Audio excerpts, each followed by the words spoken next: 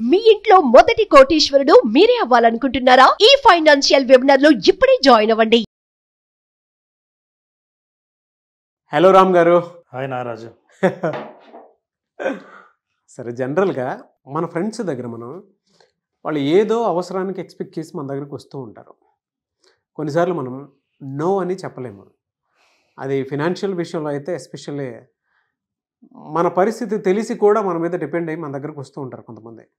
అంటే మన దగ్గర ఉండొచ్చు, ఉండకపోవచ్చు. అయినా సరే కొన్నిసార్లు మనమే ఎలా అంటారే, వాడికి ఏదో ఫినాన్షియల్ నీడ్ వచ్చింది కదా అని చెప్పేసి ఆప్తమిత్రులాగా ముందే వెళ్ళిపోయి మొత్తం లాస్ చేసుకుని ఉంటూ ఉంటాము. అంటే మనకు మించి భారం పెట్టుకున్నా సరే అది క్లియర్ చేయడం కోసం అని చెప్పేసి మనం చాలా ప్రయత్నాలు చేసి చివరికి మనం హెల్ప్లెస్ అయిపోతాము. అలాంటి పరిస్థితికి వచ్చేస్తాము. ఆ నో అని అలా చెప్పాలి సార్ అసలు. అంటే నా దగ్గర డబ్బులు లేవు, నువ్వు దయచేసి నన్ను ఇబ్బంది పెట్టొద్దు, ఎందుకు అలా చేస్తున్నావు, నేనేదో నువ్వు ఏడుస్తున్నావు అని చెప్పేసి డబ్బులు ఇస్తాను, చివరికి నువ్వు అది కట్టలేవు, నేనే కట్టుకోవాలి, లేదు నా దగ్గర అవసరానికి మించి కూడా ఏమీ లేవు అనేటువంటి విషయాన్ని బలంగా చెప్పలేము. దాన్ని చెప్పాలి అంటే ఎలా? మనిషి ఎంత ధైర్యవంతుడైనా నో చెప్పే ధైర్యం మాత్రం చాలా తక్కువ ఉంటుంది. చాలా. అసలు నో చెప్తే తర్వాత ఏమవుతుందో అన్న భయం మొదటి నుంచి స్టార్ట్ అవుతుంది. 2 అక్షరాలు ఎన్ఓ నోనే కానీ నో ఎలా చెప్పాలో అనే పుస్తకం బజార్లో 300 పేజీల పుస్తకం. బా, హౌ టు సే నో అని. ఇది కాకుండా ఇంకొక ఆయన పెద్ద పుస్తకం రాశాడు, don't say yes if you want to say no అని. ఈ పుస్తకం వెరీ పాపులర్. అంటే నో చెప్పడం ఎంత కష్టం, ఎన్ని విషయాలు తెలుసుకోవాలి అని దాన్ని బట్టి తెలుస్తూ ఉంటుంది. స్నేహితుల్లో కొంతమంది అర్థం చేసుకునే వాళ్ళు ఉంటారు, కొంతమంది అపార్థం చేసుకునే వాళ్ళు ఉంటారు. రోజు అర్థం చేసుకునే వ్యక్తి నువ్వు నో చెప్పిన తర్వాత నిన్ను అపార్థం చేసుకునే పరిస్థితి రావచ్చు. అది భయం. మన భయాలు ఏం నడుస్తాయంటే, నో ఎందుకు చెప్పలేమంటే నారాజు, ఇప్పుడు నేను నో చెప్తే రేపు నువ్వు నాకు నో చెప్తే నా అవసరాలకు, అందుకే ఈ నో ఎక్కడికి దారి తీస్తుందో అని భయం మొదటిది. రెండవది, ఇన్ని రోజులుగా నేను బిల్డ్ చేసిన ఒపీనియన్ ఏదైతే ఉందో, ఈరోజు నో చెప్తూనే ఆ ఒపీనియన్ డ్యామేజ్ అయ్యే అవకాశం ఉంది. నువ్వు ఒపీనియన్ మార్చుకునే అవకాశం ఉంది, నా గురించి నెగిటివ్గా ఆలోచించే అవకాశం ఉంది. అందుకనే నో చెప్పాలంటే ఆలోచిస్తాను. నెంబర్ 3, నేను నో చెప్తాను, చెడ్డవాన్ని అయిపోతాను. ఇదే టైంలో వేరే వాళ్ళు ఎస్ చెప్తే అప్పుడు నేనేమవుతాను? బ్యాడే. మామూలుగా క్యారెక్టర్ అసాసినేషన్ బయటకు వచ్చేస్తుంది మొత్తం. అసలు ఇంతవరకు ఏమీ అనుకోని వ్యక్తి అవతల వాడు ఎస్ చెప్పాడు కాబట్టి నేను నో చెప్పాను కాబట్టి ఇప్పుడు నేను చెడ్డ అయ్యే అవకాశం ఉంది. సో ఈ భయాల వల్ల నో చెప్పడానికి 100 సార్లు ఆలోచిస్తాం. కానీ నిజంగా ప్రాక్టీస్ చేస్తే, దీన్ని అర్థం చేసుకుంటే నో చెప్పడానికి ఒక పద్ధతి ఉంది. నో చెప్పొచ్చు కూడా. పరిస్థితి జనరల్గా ఏం జరుగుతుంది రాజు, మన దగ్గర డబ్బులు ఉండవు, ఫ్రెండ్ అడుగుతాడు, కాదనలేం, నో చెప్పలేం, కానీ సహాయం చేయాలి, ఫ్రెండ్షిప్ను కాపాడుకోవాలి, ఫ్రెండ్షిప్ డ్యామేజ్ చేయకూడదు, నా దగ్గర డబ్బు లేదు, ఇంకోరిని అడగాలి, అప్పు చేస్తా, అప్పు తీసుకొచ్చి ఇంకేస్తా, అతను సమయానికి తీర్చలేడు, కానీ ఆ అప్పు ఎవరి దగ్గర తీర్చానో అడిగేది నన్ను, నేను సమాధానం చెప్పుకోవాల్సి వస్తుంది. ప్రతిరోజు ఆ రోజు ఎందుకు ఎస్ చెప్పానా అనే బాధ రోజు పడుతూ ఉంటాము. ఇది ఒక సిచ్యువేషన్. కొంతమంది డబ్బులు అడుగుతారు. చూడండి, డబ్బులు అడిగిన తర్వాత మంచి ఫ్రెండ్, డబ్బులు అడిగిన తర్వాత డబ్బులు ఇస్తారు, ఇచ్చిన తర్వాత వీడితో మాట్లాడడం తగ్గిస్తాడు. నేను వెళ్ళి మాట్లాడదాం అనుకుంటే, ఏం డబ్బులు గుర్తు చేయడానికి వచ్చావా? పోనీ నేను దూరంగా ఉండి నేను వెళ్తే అట్లా గుర్తు చేయడానికి అనుకుంటాడేమో అన్న మొహమాటంతో దూరంగా ఉంటే, నేనేమో డబ్బులు ఇచ్చినప్పటి నుంచి మళ్ళీ అడుగుతానేమో నాకు దూరంగా ఉన్నాడు చూసావా? ఇప్పుడు నేను ఏం చేయాలో తెలియదు. ఇంకొంతమంది తప్పించుకొని తిరుగుతారు డబ్బులు తీసుకుని. అంతకుముందు ఫోన్ ఎత్తి బాగున్నావా అని మాట్లాడేవాడు ఇప్పుడు ఫోన్ చేస్తే ఫోన్ ఎత్తాడు. ఎందుకంటే నువ్వు ఫోన్ చేసింది డబ్బులు తిరిగి అడగడం కోసమే అని అనుకోవడం వల్ల ఫోన్ ఎత్తాడు. ఇప్పుడు ఇన్నాళ్ళు ఉన్న రిలేషన్షిప్ కూడా నీకు డబ్బులు ఇచ్చి నేనే చెడగొట్టుకున్నట్టయింది. అవును. అందుకే అప్పు అప్పుడే ముప్పు అంటారు. కానీ అవసరాలకు ఖచ్చితంగా సహాయం చేయాలి. స్నేహితుడు అన్నవాడు సహాయం చేయాలి. ఒక్క విషయం మాత్రం అర్థం చేసుకోవాలి నారాజు, నీకు మించిన ధర్మం ఏదైనా ఉంటే దాన్ని పాటించకపోవటమే మంచిది. తనకు మాలిన ధర్మాన్ని పాటించకపోవటమే మంచిది. నిన్ను నువ్వు సరిగ్గా చూసుకోకుండా నీ ఆర్థిక పరిస్థితే బాగలేనప్పుడు ఇంకొకరి దగ్గర అప్పు తీసుకొచ్చి నిన్ను నువ్వు కష్టాల్లో పెట్టుకొని కొన్నాళ్ళ తర్వాత నువ్వేం సాధించావయ్యా అంటే ఈ ప్రయత్నంలో భాగంగా ఇద్దరికి చెడ్డ అయ్యావన్న విషయం నీకు తెలీదు. ఎందుకు? అప్పుడు నో చెప్పకూడదన్న ఒకే ఒక్క కారణం వల్ల నువ్వు ఎస్ చెప్పడానికి అప్పు తీసుకున్న వాడి దగ్గర చెడ్డయ్యావు, అప్పు ఎవరికైతే ఇచ్చావో వాళ్ళ దగ్గర చెడ్డయ్యావు. వీడు దూరంగా తిరుగుతున్నాడు, ఇతను మాత్రం రోజు నీకు గుర్తు చేస్తున్నాడు డబ్బులు ఇమ్మని. ఇప్పుడు నీకున్న ఆర్థిక పరిస్థితికి మించి నువ్వు అప్పు చేసి ఆ భారాన్ని రోజు మోస్తున్నావు. ఎప్పుడైతే మన ఆర్థిక పరిస్థితి కంటే మించిన పరువు కోసం అప్పు చేస్తావో నువ్వు అప్పటి నుంచి అసర్టివ్నెస్, అసలు నేరుగా విషయాన్ని చెప్పే కెపాసిటీని కోల్పోయినప్పుడు చాలా విషయాలు నేరుగా చెప్పాల్సినవి చెప్పకపోతే నష్టం మనకే అనే విషయం చాలా నిదానంగా అర్థం చేసుకుంటారు. సో ఇట్లా డైలమాలో ఉన్న వాళ్ళకి నో చెప్పడం ఎట్లా? అవును. నెంబర్ 1, ఈ స్టెప్స్ ఫాలో అవుతే నో చెప్పొచ్చు. నారాజు నో అనే ఒక చిన్న పదం చెప్పలేక జీవితంలో ఎన్నో రకాలుగా లాస్ అయిన వాళ్ళు ఉన్నారు. రిలేషన్షిప్లో లాస్ అయిన వాళ్ళు ఉన్నారు, బిజినెస్లో వీధిన పడిన వాళ్ళు ఉన్నారు, పార్ట్నర్ మోసం చేసే స్థితికి వెళ్ళిన వాళ్ళు ఉన్నారు. ఒకరికి చెప్పుకోలేక ఎస్ వల్లే ఇలా జరిగింది అని ఇంట్లో భార్యకు చెప్పకుండా భర్త ఎక్కడో ఇచ్చిన కమిట్మెంట్ ఎస్ వల్లే వాళ్ళ లైఫ్ ఎందుకు అలా తయారైందో చెప్పుకోలేని స్థితిలో ఉంటారు. స్నేహితులు దూరం అయిపోతారు. సో ఇవన్నిటికీ కారణం కేవలం ఒక ఎస్ చెప్పడం వల్లే అని ఎప్పుడైతే అర్థమవుతుందో చాలామందికి అర్థమవుతుంది ఇది నేను నా ఎస్ వల్లే అని. ముఖ్యంగా రిలేషన్షిప్, మ్యారేజ్ చేసుకున్న వాళ్ళు ఉంటారు, రిలేషన్షిప్లో నో చెప్పలేక ఎస్ అని చెప్పి ఎంటర్ అయిన వాళ్ళు ఉంటారు. ఇన్ని నష్టాలు ఉన్నాయి కానీ లాభం ఏంటి? ఎందుకు చెప్తారంటే ప్రస్తుతం వరకు అవతల వాళ్ళకి చెడ్డ కాకూడదు, నేను ఎక్కడ ఈ రిలేషన్షిప్ కోల్పోతాను అన్న భయం.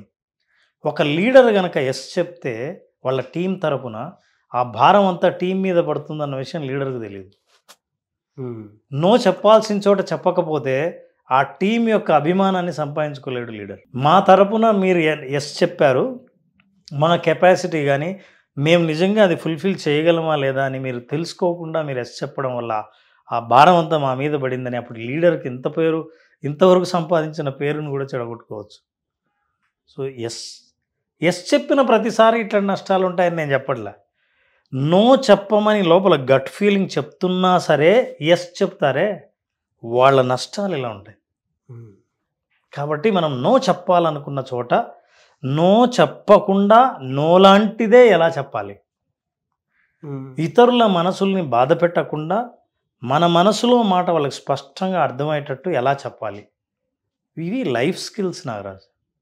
స్కిల్ అంటేనే ఒక నైపుణ్యం, నేర్చుకోవాలి, ప్రాక్టీస్ చేయాలి.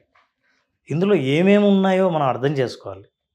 ఉదాహరణకి నాకు కొంత ఆర్థిక సమస్య ఉంది, నీ దగ్గర నుంచి డబ్బు సహాయం కావాలి అని అడిగాను.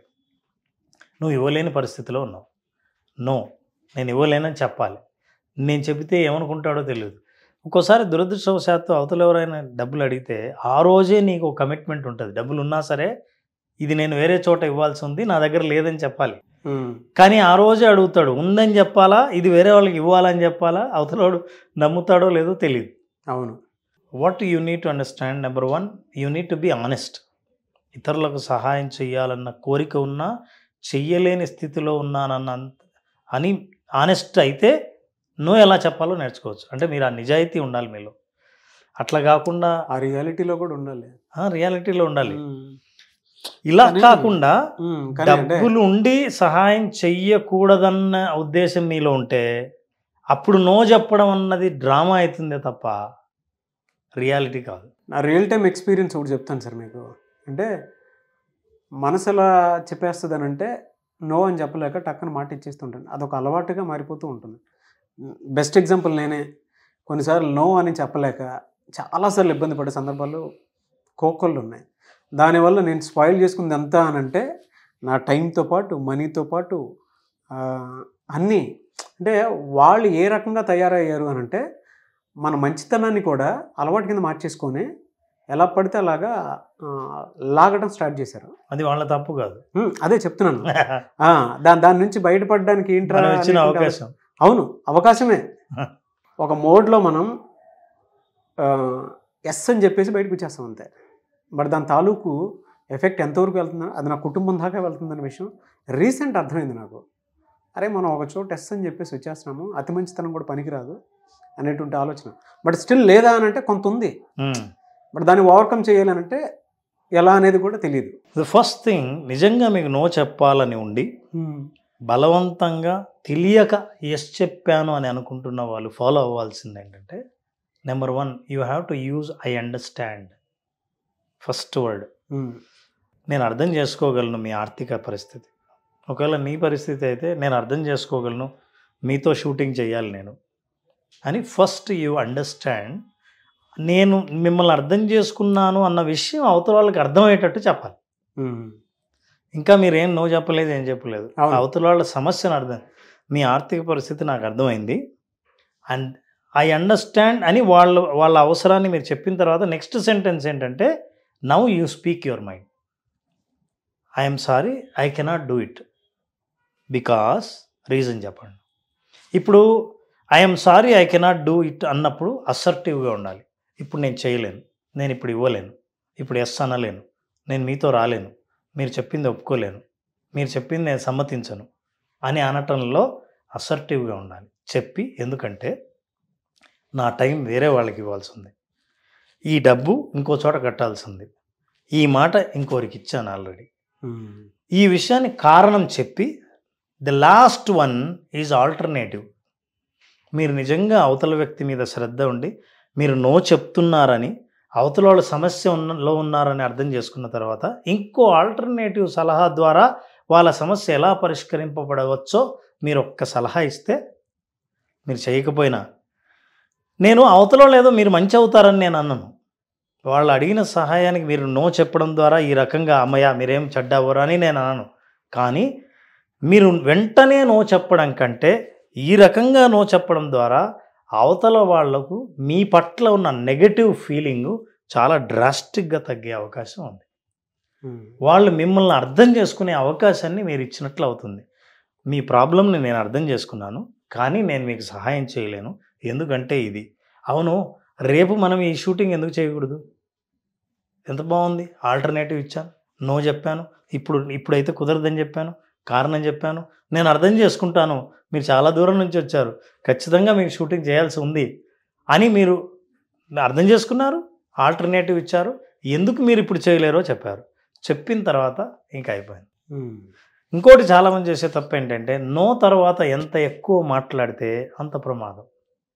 ఒక సీక్రెట్ ఏంటంటే, నో అనేదే ఒక సెంటెన్స్, నో వర్డ్ కాదు, నో.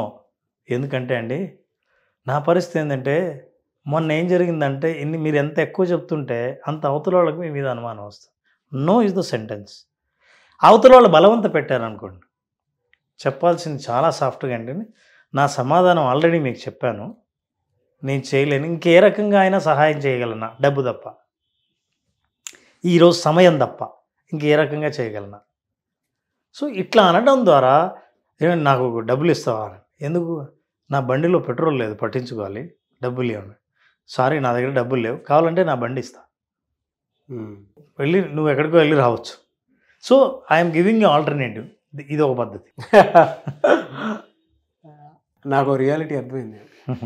అంటే మామూలుగా చెప్తున్నాను ఎవరి దగ్గర, అంటే మీరు చెప్పిన దాంట్లో ఇంకొక ఎగ్జాంపుల్ అర్థమైంది నాకు, అప్లైడ్ అనమాట.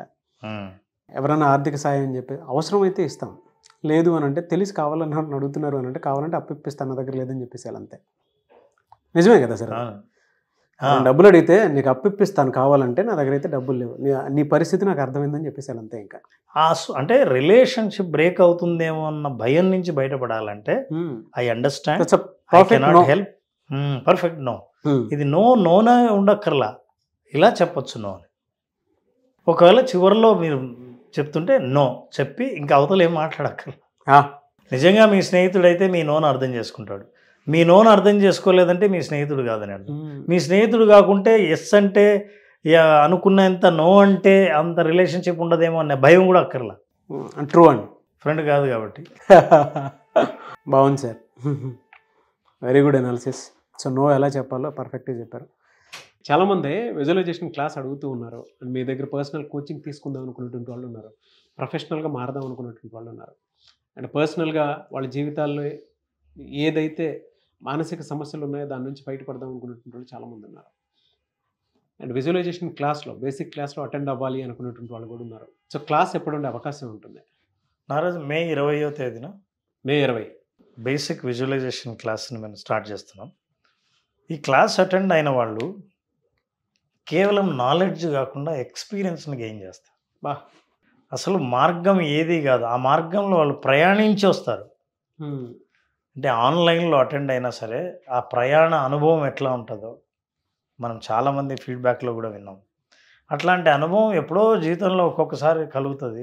అట్లాంటి వేరే అనుభవాన్ని ఏదైనా చూడాలని అనుకుంటే, నా జీవితంలో భవిష్యత్తులో ఎటువైపు ప్రయాణించాలని అనుకున్నానో ఆ ప్రయాణాన్ని ముందే చూడగలిగితే అట్లాంటి అవకాశం కలిగించేది ఒక్క విజువలైజేషన్ మాత్రమే. ఆర్ట్ ఆఫ్ విజువలైజేషన్ 5 రోజుల పాటు చేసే ప్రోగ్రామ్ని మే 20వ తేదీన స్టార్ట్ చేస్తాం. మే 20వ తేదీ ఆర్ట్ ఆఫ్ విజువలైజేషన్.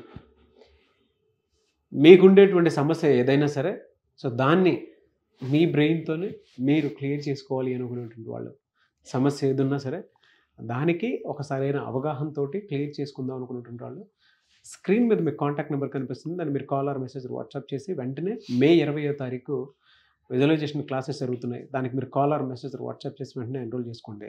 ఒకవేళ కాంటాక్ట్ నెంబర్ కనెక్ట్ అవ్వట్లేదంటే మిస్టర్ నాగ్ అఫీషియల్ 1 అన్న ఇన్స్టాగ్రామ్ ఐడి ఉంది, దానికి మీరు పర్సనల్ మెసేజ్ పెట్టినా కూడా నేను రామ్ గారి టీంకి ఫార్వర్డ్ చేస్తాను. ఆ విధంగా సరే మీరు అప్రోచ్ అవ్వచ్చు. అండ్ ఈ వీడియో లైక్ చేయండి, షేర్ మాత్రం తప్పకుండా చేయండి. ఇలాంటి మరిన్ని వీడియోస్ కోసం మా ఛానల్ ఫాలో అవ్వండి. Thank you and thank you so much Ram garu, and wish you all the best. Thank you. Suman టీవీలో మీ పర్సనల్ అండ్ బిజినెస్ ప్రమోషన్స్ కోసం కింది నెంబర్కి కాంటాక్ట్ చేయండి.